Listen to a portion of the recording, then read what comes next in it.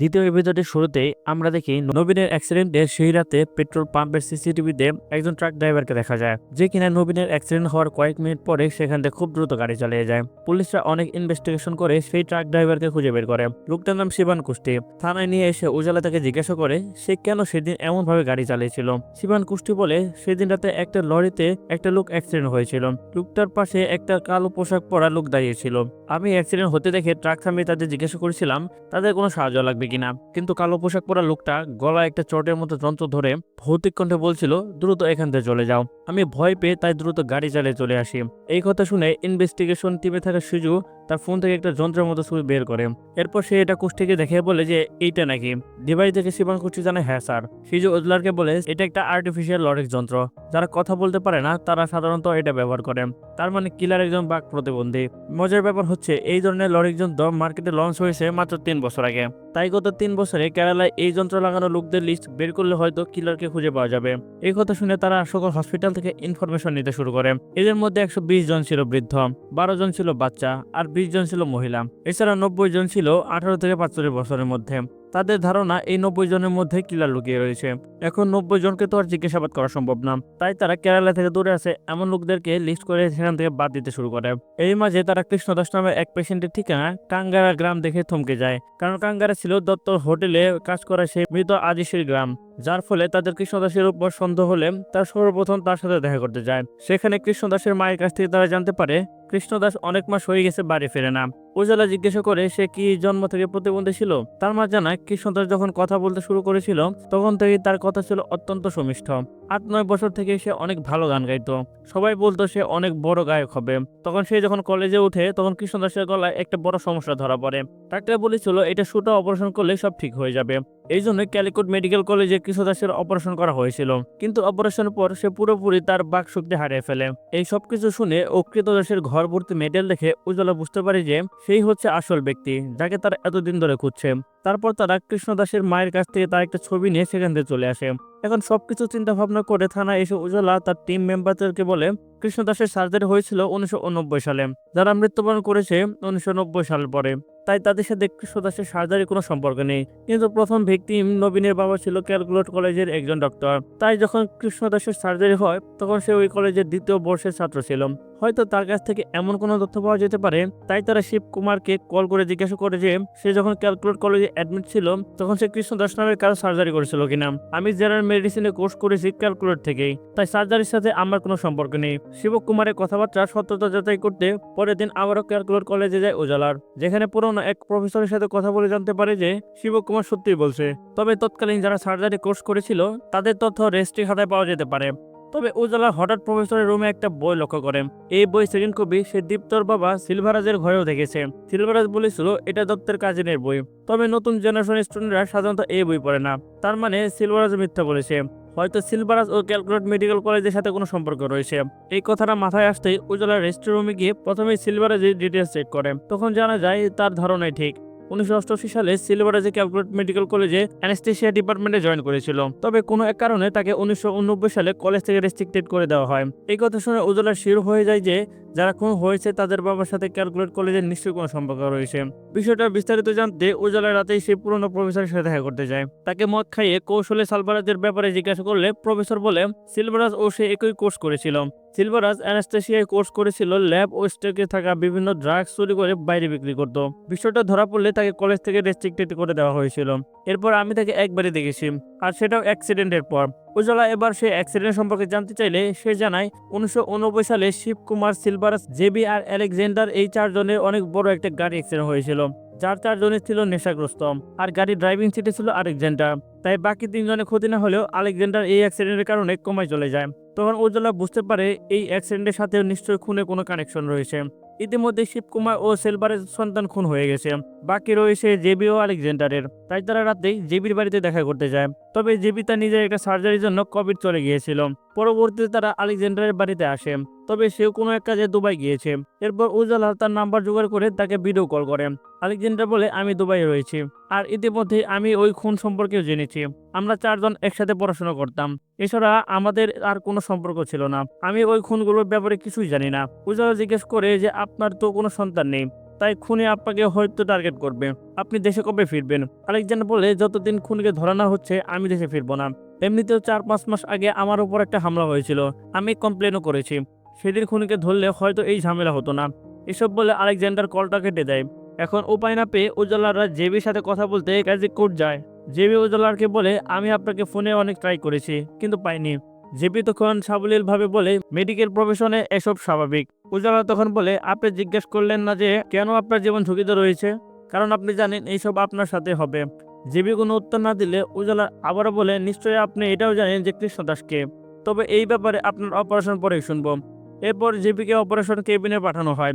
কেবিনে ঢুকতেই JB সালভারাজকে call করে বলে, উজালার এখানেও চলে এসেছে, কোনো অবস্থাতেই মুখ খোলা যাবে না। সালভারাজ যাতে শিবকুমারকে এই কথাই জানিয়ে দেয়। এদিকে উজালার আবারও শিবকুমারকে জিজ্ঞাসাবাদ করতে তার বাড়িতে যায়। তবে এবার শিবকুমার ও উজালার দুজনই কোথাও একটা পালিয়ে গিয়েছে। উজালার এখন কি করবে তা বুঝতে পারছে না। এরই মাঝে তার কাছে খবর আসে যে আলেকজান্ডার ফিরে এসেছে। খবরটা পেয়ে তারা আলেকজান্ডারের সাথে দেখা করতে যায়। তখন আলেকজান্ডার বলে, আমি পালাতে পালাতে হাঁপিয়ে উঠেছি, আজ আমি আপনাদের সব বলতে চাই। কিন্তু কিছু বলার আগে কৃষ্ণদাস কিছু লোক নিয়ে এখানে আলেকজান্ডারকে তুলে নেওয়ার জন্য বাড়িতে হামলা করেন। এখানে পুলিশ ও কৃষ্ণদাস লোকের মধ্যে একটু তুমুল ফাইট হয়। অনেকক্ষণ ফাইটের পর কৃষ্ণদাসের লোকেরা আলেকজান্ডারকে তুলে নিয়ে যায়। তবে কৃষ্ণদাস নিজেই পুলিশের হাতে ধরা পড়ে। এরপর উজালা তাকে থানায় নিয়ে এসে জিজ্ঞাসাবাদ করে। আর আলেকজান্ডারকে কোথায় নিয়ে যাওয়া হয়েছে তা জিজ্ঞাসা করলে সে কোনো কথা না বলে চুপচাপ একটা চিরকুট উজালার হাতে তুলে দেয়। এখানে লেখা ছিল কবিতার সেই শেষ 2টা লাইন। উজালার বলে, 3 জনের মৃত্যু হয়েছে, এবার অন্তত এই মৃত্যুর খেলা বন্ধ করো। তবে কৃষ্ণদাস বলে, সবে 3 জন, আরও তো বাকি। উজালা বুঝতে পারে কৃষ্ণদাস তাদের কিছুই বলবে না। তবে তাদের মাথায় এইটা ধরে না যে কৃষ্ণদাসের সাথে 4 জনের ডাক্তারের কি কানেকশন ছিল। 2জন সন্তান খুন হয়েছে, বাকি আছে জেবি ও আলেকজান্ডার। তবে কিলা কেন সাজমনকে খুন করলো? সাজমনের বাবার মতন একজন গরিব লোকের সাথে এই কেসের কি বা সম্পর্ক? এটা জানতে পরের দিন সাজমনের মাকে ডাকা হয়। আর এখানেই জানা যায় যে সাজমনের বাবা রাঘবান 1989 সালে ক্যালকুলেট কলেজে পিওনের চাকরি করত। সাজমনের মা বলে, আপনাদের আগেও 4-5 মাস পূর্বে একটা সুন্দর করে ছেলে রাঘবানের সাথে কথা বলতে গিয়েছিল। ছেলেটা নিজেকে ডাক্তারের পরিচয় দিয়ে সুজা নামের এক মেয়ের কথা জিজ্ঞাসা করেছিল। সুজা নামটা শুনতেই উজালা ডাক্তার অরুণের কথা মনে পড়ে যায়। কারণ ডাক্তার অরুণের হসপিটালের নাম সুজা মেডিকেল হাসপাতাল। সুজা ছিল অরণ্যের বোন। 1989 সালে সেও ক্যালকুলেট মেডিকেল কলেজে পড়তো। তারপর তারা সাজমনের মাকে অরুণের ছবি দেখালে সে শিওর করে বলে সে এই লোকটাই রাঘবানের সাথে কথা বলতে গিয়েছিল। যার ফলে উজালা বুঝতে পারে সুজার মৃত্যু ও কৃষ্ণদাসের বাক শক্তি হারানোর পিছনে নিশ্চয়ই কোনো যোগসূত্র রয়েছে।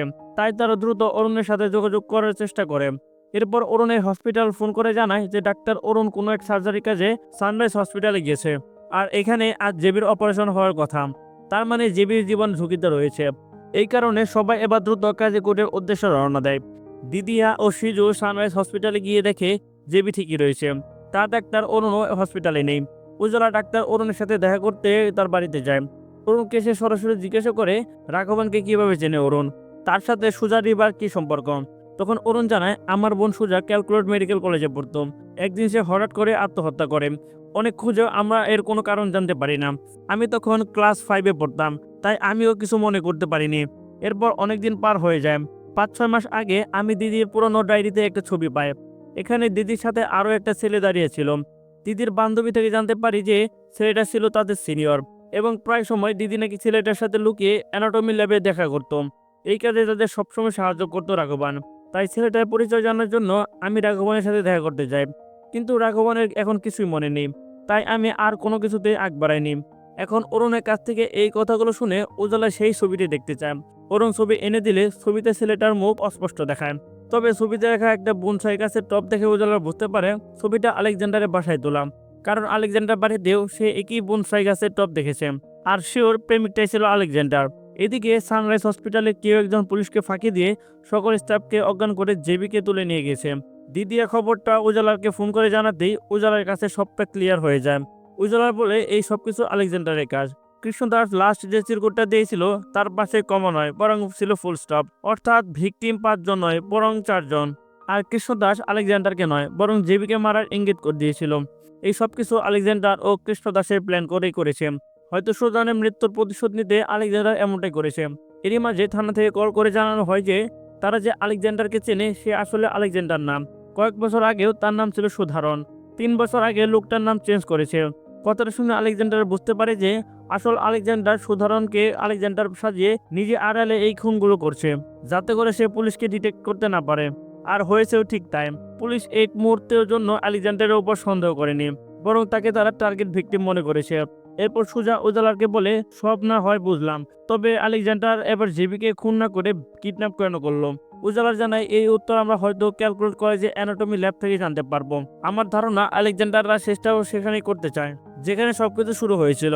দ্রুত ক্যালকুলেট মেডিকেল কলেজে যাওয়ার জন্য রওনা হয়ে যায়। এদিকে আমরা এবার দেখতে পাই আসল আলেকজান্ডারকে। সে সত্যি সত্যি জেবিকে অ্যানাটমি ল্যাবে নিয়ে গিয়েছিল। সে জেবির হাতে ছোট্ট একটা কার্ড দেয়। এরপর তার গলায় ছুরি বসাতেই যাবে, ঠিক তখনই উজালা ও টিম এসে আলেকজান্ডারকে গ্রেফতার করে, যার কারণে এবার এই যাত্রায় জেবি বেঁচে যায়। রাতারাতি মিডিয়া বার্থডে কিলারে গ্রেফতার হওয়ার খবরটা ছড়িয়ে পড়ে। মিডিয়ার চাপে পুলিশ রাতে কৃষ্ণ দাস ও আলেকজান্ডারকে স্টেটমেন্ট নেওয়ার সিদ্ধান্ত নেয়। উজালা তাদের সামনে গিয়ে বসে, এরপর বলে, আমি জানি তোমরা এখন পর্যন্ত কি করেছ, তবে আমার একটাই প্রশ্ন, একসাথে কেন করলেন? কথাটা শুনে এবার আলেকজান্ডার তার কাহিনী বলতে শুরু করে। ঠিক এখানেই সিন শিফট হয় 1989 সালে। কৃতদাস তখন সাধারণ গান গায়। তার স্টেজ পারফরমেন্স দেখে সকলে মুগ্ধ। একদিন ক্যালকুলেট করে যে তখন ফার্স্ট ইয়ারের স্টুডেন্টরা ভর্তি হয়েছে, যার মধ্যে সুজাও ছিল। সিলভারাস, শিবকুমার, জেবি, আলেকজান্ডার সকলেই দ্বিতীয় বর্ষের স্টুডেন্ট। ফ্রেশার রিসেপশনের দিন সকল জুনিয়ররা পরিস্থিতি থেকে স্টেজে গেলে সিলভার জুনিয়রদের সাথে ফ্লার্ট করতে থাকে। সুজার বেলাও সে সুজাকে ইমপ্রেস করার জন্য ফুল দেয়, কিন্তু সুজা সেটার সামনে পাস করে দেয়। সুজার এমন কনফিডেন্স দেখে এবার আলেকজান্ডার তাকে পছন্দ করতে শুরু করে। এদিকে জেবি সারাদিন পড়াশোনায় ডুবে থাকতো। তার পাঠ্যপুস্তকে অসাধারণ নলেজ থাকলেও ইনস্ট্যান্ট নলেজ খুব কম ছিল। এদিক থেকে আবার আলেকজান্ডার অনেক এগিয়ে। তাদের প্রফেসর জেবির চাইতে আলেকজান্ডারকে সবকিছুতেই বেশি ভরসা করত। এই জন্য জেবি তাকে অনেক হিংসা করত। এরই মাঝে আলেকজান্ডাররা একটু একটু করে তাদের পছন্দের কথা সুজাকে জানায়। সুজা তাকে পছন্দ করত, তাই সেও রাজি হয়ে যায়। এদিকে কৃষ্ণদাস তার অসাধারণ গলাতে সবকিছু মুগ্ধ করে ফেলেছিল। অন্যদিকে সুজা ও আলেকজান্ডারকে একে অপরকে গভীরভাবে ভালোবাসতে শুরু করেছিল। সকলেই জীবন ভালো যাচ্ছিল। তবে একসাথে থাকা তিন বন্ধু কিছুতে আলেকজান্ডারের সবকিছুতে এগিয়ে যাওয়া মেনে নিতে পারছিল না। ঠিক এরই মাঝে একদিন আলেকজান্ডার সিলভারেজের ড্রাগ পাচারের কথা অথরিটিকে জানিয়ে দেয়। ফলে তাকে রেস্ট্রিক্টেড করে দেওয়া হয়। অন্যদিকে কৃষ্ণদাসেরও হঠাৎ গলায় সমস্যা ধরা পড়লে ক্যালকুলেট মেডিকেলে ভর্তি করা হয়। ডাক্তার জানায় ছোট একটা অপারেশন করলে ঠিক হয়ে যাবে, কিন্তু হঠাৎ ডাক্তারের একটা এমার্জেন্সি কাজ পড়ে গেলে এই অপারেশন দায়িত্ব পড়ে আলেকজান্ডারের ওপর। জেবিকে বলা হয় আলেকজান্ডারকে অ্যাসিস্ট করতে। জেবি যেহেতু আলেকজান্ডারকে ঘৃণা করত, তাই সার্জারির সময় সে ইচ্ছাকৃতভাবে এমন একটা ভুল করে, যার ফলে কৃষ্ণদাসের আজীবনের জন্য বাকশক্তি হারিয়ে যায়। আর আলেকজান্ডারের দায়িত্বে থাকার পরেও এমন একটা ভুল হওয়ার জন্য 1 মাসের জন্য সাসপেন্ড করা হয়। আলেকজান্ডার তখন সবার সামনে বলে দেয় যে এটা জেবি ইচ্ছাকৃতভাবে ভুল করেছে। ফলে জেবিকেও রেস্ট্রিকেট করা হয় কলেজ থেকে। এই কারণে জেবি আরও রেগে যায় আলেকজান্ডারের ওপর। সালভারাস, শিবকুমার ও জেবি তিনজন মিলে আলেকজান্ডারকে একটা শিক্ষা দেওয়ার প্ল্যান করে। তারা ভালো করেই জানতো আলেকজান্ডার সুজার সাথে অ্যানাটমি ল্যাবে দেখা করত, আর এই কাজে তাদের সবসময় সাহায্য করতো রাঘবান। তাই তারা রাঘবানকে কিছু টাকা দিয়ে আলেকজান্ডারকে ল্যাবে পাঠাতে বলে। লোভী রাঘবান কয়েক টাকা পেয়ে মিথ্যা বলে আলেকজান্ডারকে অ্যানাটমি ল্যাবে পাঠায়। ল্যাবে ঢুকতেই শিবকুমার আলেকজান্ডারের মাথায় আঘাত করে, তাকে অজ্ঞান করে ফেলে। কিছুক্ষণ পর তার জ্ঞান ফিরে আসলে আলেকজান্ডার দেখে সে এক টেবিলে শোয়া। এরপর তারা তিনজন তাকে জীবন্ত অবস্থায় টর্চার করে সারা রাত। আলেকজান্ডার তখন অনেক বেশি কষ্ট হচ্ছিল, কিন্তু এই তিনজন এতেও শান্ত হয় না। ভোরের দিকে আলেকজান্ডারকে ড্রাইভিং সিটে বসে তার একটা অ্যাক্সিডেন্টের নাটক সাজায়। এবার সেই অ্যাক্সিডেন্টের ফলে আলেকজান্ডার কোমায় চলে যায়। তার সুস্থ হয়ে আসার চান্স ছিল না বললেই চলে। এদিকে সুজা নিজের ভালোবাসার এই অবস্থা দেখতে না পেরে একদিন আত্মহত্যা করে বসে। এর কয়েকদিন পরে ঘটে এক মিরাক্কেল ঘটনা, আর সেই হচ্ছে আলেকজান্ডারের জ্ঞান ফিরে আসা। তবে সে এতদিন সবকিছু ভুলে গিয়েছিল। তবে বাসায় ফিরে সে বনসাই গাছ দেখে তার একটু একটু সুজার কথা মনে পড়তে থাকে, কেননা এই গাছটা সুজাই তাকে দিয়েছিল। তবে সেই অ্যাক্সিডেন্টের রাতের কথা সে কিছুতেই মনে করতে পারে না। এভাবে অনেক বছর কেটে যায়। 3 বছর আগে এক টিভি চ্যানেলে কৃষ্ণদাসের ইন্টারভিউ দেখে আলেকজান্ডার সব মনে পড়ে। এরপর সে কৃষ্ণদাসের সাথে যোগাযোগ করে প্রতিশোধের জাল বুনতে থাকে। এভাবেই নিখুঁত করে সকলের সন্তানকে খুন করে তারা সুজার মৃত্যু ও কৃতদাসের বাক্সতে হারানোর প্রতিশোধ নেয়। জেবির মেয়ে আমেরিকায় থাকায় তারা জেবিকে টার্গেট করেছিল, কিন্তু এই ভুলের কারণে তারা ধরা পড়ে যায়। সিন প্রেজেন্টে আসলে উজালার বলে, আমি জানি এটা ভুল নয়, তোমরা জেবির মেয়েকে নয় বরং জেবিকে টার্গেট করেছ। এসব কথায় কোনো জবাব না দিয়ে আলেকজান্ডার জেবির সাথে একটু কথা বলতে চায়। জেবিকে থানায় ডাকা হলে জেবি গর্বের সাথে আলেকজান্ডারের সামনে গিয়ে বসে। নিজের করা পাপ তো দূরেই থাক, নিজের কাজের জন্য বিন্দুমাত্র অনুশোচনা করেনি। উল্টো সে আলেকজান্ডারকে বলে, আমি এখনো বেঁচে আছি কারণ গড আমার পাশে আছে। গড সেদিনও তোমার পাশে ছিল না, আর এখনো নেই। জেবির এমন কথা শুনে উদলার ভীষণ রাগ হয়, তবে আইনের উপর তো আর কোনো হাত নেই। এই ঘটনা 1 সপ্তাহ পার হয়ে যায়। জেবির 32 বছর কর্মজীবন থেকে রিটায়ারমেন্ট উপলক্ষে তাকে অ্যাওয়ার্ড দেওয়ার জন্য একটা অনুষ্ঠান আয়োজন করা হয়। উজালার সেই অনুষ্ঠানে আমন্ত্রিত অতিথি ছিল। উজালা যখন জেবি স্পেস মনোযোগ দিয়ে শুনছিল, তখনই হঠাৎ অটোপসি ডাক্তার কল করে বলে, আমি বার্থডে কিলার সম্পর্কে একটা কথা বলতে চাই। উজালা জিজ্ঞাসা করে, কি কথা? ডক্টর জানায়, তুমি খুন হওয়া প্রত্যেকটা লাশের কাটা স্থানে নিশ্চয়ই একটা নীল দাগ লক্ষ্য করেছ, কিন্তু এটা কোনো সাধারণ দাগ নয়। এই দাগ দেওয়া হয়েছিল মেথিলিন জিউ নামে একটা কালি ব্যবহার করে। এটা কারো শরীরে কাটা স্থানে লাগালে তার শরীর এক ধরনের ব্যাকটেরিয়া জন্ম নেয়, যার ফলে শহরে চিকিৎসা না হলে আক্রান্ত ব্যক্তি 7 দিনের মাথায় হার্ট অ্যাটাক করে মারা যায়। এই কথা শুনে উজালা চমকে ওঠে, কারণ আলেকজান্ডার জেবিকে না মারলেও সে জেবির শরীরে ঠিকই ব্যাকটেরিয়া প্রবেশ করে দিয়েছে। উজালার পিছনে ফিরে জেবির দিকে তাকাতেই জেবি হঠাৎ কাশতে কাশতে মাটিতে লুটিয়ে পড়ে। আর এখানেই ফাইনালি জেবির মৃত্যু হয়। তার মানে উজালা বুঝতে পারে যে আলেকজান্ডার ঠিকই তার প্রতিশোধ নিয়ে নিয়েছে। জেবির মৃত্যুর পর ভয় ও অনুশোচনায় শিবকুমারও আত্মহত্যা করেন। সালভারাস তার ওয়াইফকে ছেড়ে চলে যায়। রাঘবানেরও মৃত্যু হয়।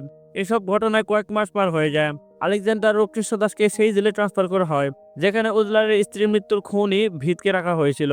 এভাবেই দিন পার হতে থাকে।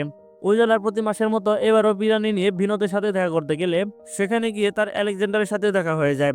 আলেকজান্ডার উজালাকে দেখে বলে, আপনি অনেক ভালো মানুষ। খুনিরা সবসময় অপরাধী হয় না, আর অপরাধীরা সবসময় খুনিও হয় না। বোন রেসিডির কথা শুনুন, তাহলে আপনি এই যন্ত্রণা থেকে মুক্তি পাবেন। এসব বলে আলেকজান্ডার চলে গেলে উজালার তার কথা শুনে থমকে যায়। কিছুক্ষণ চিন্তা ভাবনা করে সে বিনোদের সামনে গিয়ে বসে। এবার চোপনা থেকে উজালা তাকে জিজ্ঞাসা করে, আমার স্ত্রী সন্তান কোথায়? বিনোদ বলে, আমি জানি না তাদের আমি কোথায় দাফন করেছি। উজালা বলে, আমি দাফনের কথা বলিনি, আমি জিজ্ঞাসা করেছি তারা কোথায় আসে। এই কথাটা শুনে বিনোদের খাবার থেমে যায়। উজালা জানায়, বোন রেস্ট্রির কথা জানো? কোনো ছুরি বা চাকু দিয়ে হাড় কাটা হলে সেই অস্ত্রে ছোট ছোট হাড়ের গুঁড়া লেগে থাকে। যতবারই তা ধোয়া হোক না কেন, সেই অস্ত্রে হাড়ের গুঁড়ার একটা স্যাম্পল হলেও পাওয়া যায়। তুমি বলেছো তুমি আমার স্ত্রীর সন্তানকে টুকরো টুকরো করে দাফন করেছো, কিন্তু তোমার গাড়ি থেকে পাওয়া অস্ত্রে রক্তের দাগ পাওয়া গেলেও বোন রেসিডি পাওয়া যায়নি। তাই আমি নিশ্চিত তুমি এই খুন করনি। এর পিছনে অন্য কেউ আছে। এবার বলো কে সে? এই কথা শুনে ভিনিত মুচকি হেসে বলে, আমি এই দিনটার জন্য অপেক্ষা করছিলাম। আপনি আসলে অনেক চালাক। বাকিটাও এখন নিজের চালাকি দিয়ে বের করে নিন।